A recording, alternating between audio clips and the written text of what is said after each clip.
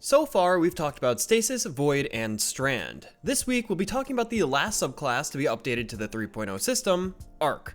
For me personally, Arc is my favorite subclass, but does that mean that it's the best choice in the game? Arc is an interesting subclass that excels at high ability uptime, high AoE damage, and a couple of the best DPS supers in the game. We've seen Arc at the peak of the game in the past, whether that was when Titan Storm Grenades terrorized PvP, or when Gathering Storm is the highest DPS super available in PvE.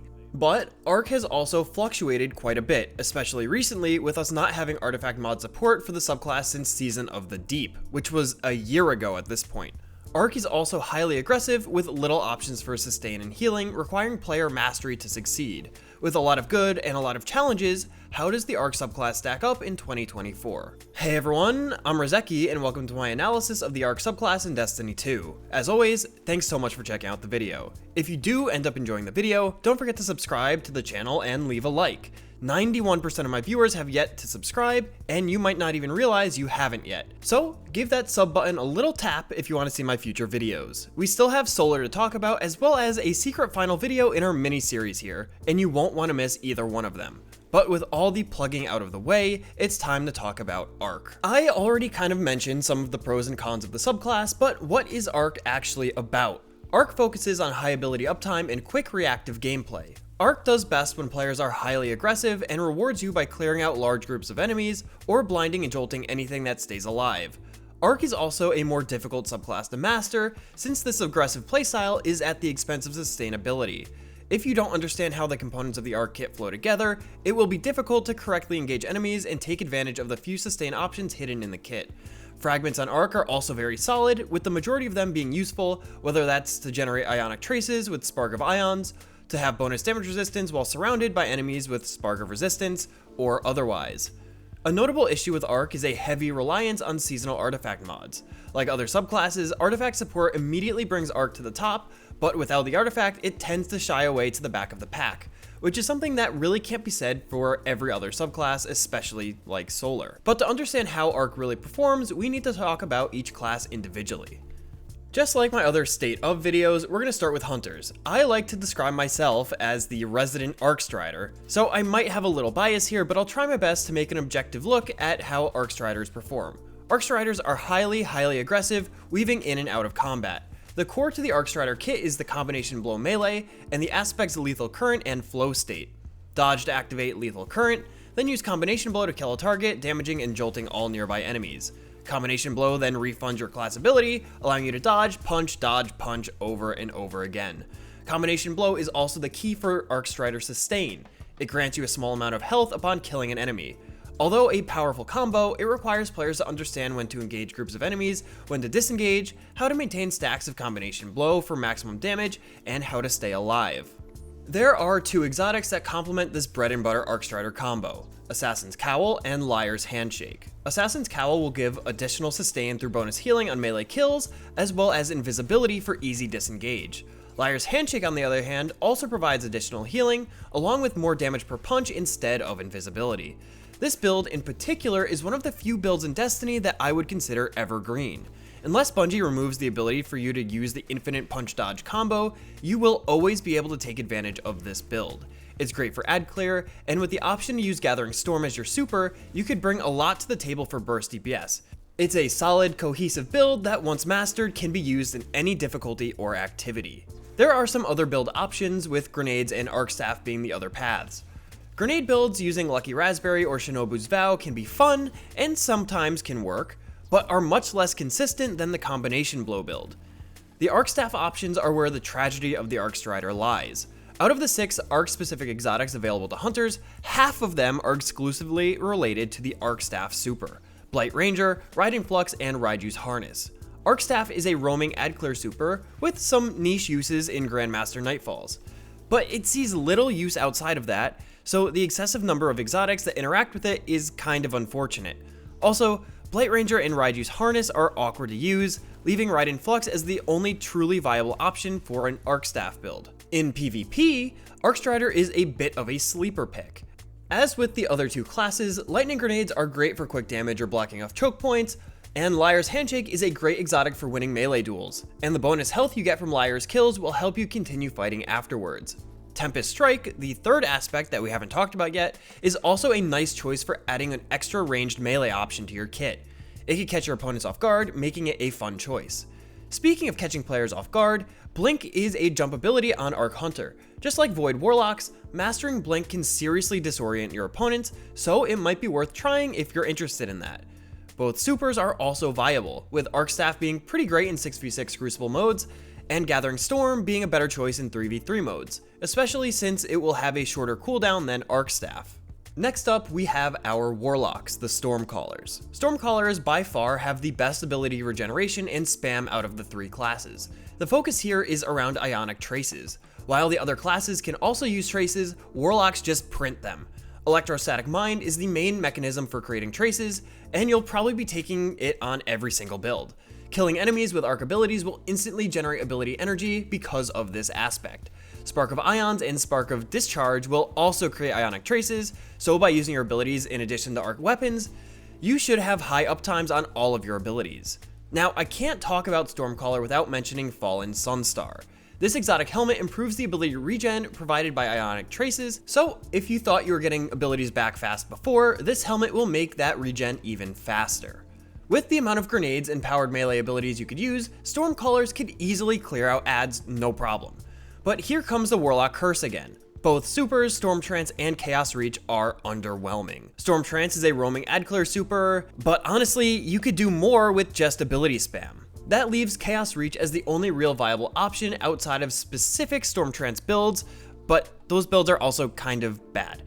Chaos Reach has low overall damage, and although not a roaming super, it's much better served as an ad clear super with the ability to maybe kill a big champion if you focus it down. A lot of people sleep on Arc Warlock due in no small part to the supers being worse than every other super that Warlocks could use. Obviously, Well of Radiance exists, but even Nova Bomb outdamages Chaos Reach. Stormcallers also have access to Arc Souls, which can be deployed on yourself and allies when walking through a rift. You can also use Getaway Artist to make Arc Souls, but in my experience, Getaway Artist is not as useful as you would need for consistency, and instead, building into your rift for Arc Souls is probably a better option, while simultaneously opening up your exotic armor for something like Fallen Sunstar instead. Similar to Hunters, Arc Warlocks also have a large number of their Arc exotics dedicated to their supers, which again is unfortunate. Crown of Tempest, Geomag Stabilizers, and Storm Dancer's Brace are all based on your supers. Crown of Tempest has the best benefits outside of your super usage by having a similar effect to Fallen Sunstar, although it's not quite as good. The other two may have niche use cases, but overall are not worth building into. Stormcallers excel when building into their grenade and melee abilities to clear out a huge number of adds, so sticking to that will lead to the most success in PvE. There are a number of other builds that have actually seen use, such as builds based around the recently buffed Vesper of Radius, or my personal favorite Fellwinter's Helm. It's not an arc-specific exotic, but it absolutely cooks Grandmaster Nightfalls. If you want to see an in-depth guide for that build, I left a link in the card on screen now, as well as in the video description. The final drawback to Arc Warlock in PvE is, well, a lack of sustain. As is a theme with the other Arc subclasses, you'll need to find ways to incorporate Orbs of Power and either Recuperation or Better Already into your mods to have more access to healing. Of course, Warlocks have their Healing Rift, so you're not totally out of luck. Just keep an eye on your health as you're throwing abilities out left and right. In the Crucible, Stormcallers really do excel. You of course have access to Pulse and Lightning grenades, but you also have some other great options available. Your Lightning Surge melee could devastate enemies that are grouped up, Arc Souls give you a source of additional damage to reduce your TTK, and more. Being amplified while using an exotic like Transversive Steps can make you feel like you're playing a different game from everyone else. You are literally Sonic the Hedgehog running around the map. Even your supers here are actually not bad. Still not as great as some other Warlock super options, but Storm Trance is solid in 6v6, and Chaos Reach can easily tear through Guardians, although it has a long cooldown, which is a considerable drawback. Spark of Haste, Spark of Focus, and Spark of Feedback all feel great on PvP Stormcaller, and if you are in fact running T-Steps, you'll be taking huge advantage of the first two. If you want to use a subclass other than Solar in the Crucible, look no further than Arc, you won't be disappointed. Last, but certainly not least, we have Titans. Striker is maybe the only subclass in the game that feels like it plays totally differently in PvE versus PvP, and we'll get to that. In PvE, Striker Titan is all about ability spam, just like Stormcallers. There are two main routes you could go down, either grenades or melee. For grenade builds, your go-to exotic should be Heart of Inmost Light, Although nerfed, it still provides a high uptime on your abilities. Using an ability empowers the other two, giving them increased damage and faster regen. Use your barricade or powered melee, then throw your grenade. It's simple, clean, and strong. Alternatively, you could use Armamentarium to simply get a second grenade charge. I think Hoyle is a better choice personally, but either can work. Your other major build path is your powered melee, specifically Thunderclap. After a short channel, Thunderclap deals a huge amount of damage in a large cone in front of you. You can choose to either take Point Contact Cannon Brace or Insurmountable Skull Fort. Point Contact Cannon Brace will be your option for dealing more damage, while Skull Fort will help you regen health on kills. Again, Arc has limited sustain options, so taking advantage of ways to stay alive longer is important, especially in high difficulty activities. Some other exotics to consider are Mask of the Quiet One and Precious Scars, depending on your situation. Mask is okay as a replacement for something like Hoyle, and also has the added benefit of built-in health recovery. Precious Scars is another sustain option and can help benefit your team, especially in activities like Legend Onslaught that might demand more healing. Now, I would be missing something huge if I didn't mention Cuirass of the Falling Star. Cuirass is one of the only super augmenting exotics that I highly recommend, even if only as a swap DPS exotic. Thunder Crash is one of the best burst DPS supers in the game, and Cuirass takes it to a whole nother level. With a pretty solid neutral game, as well as strong DPS supers, Striker is in a similar position to Arcstrider Hunters, where you could get away with using it in a large variety of cases.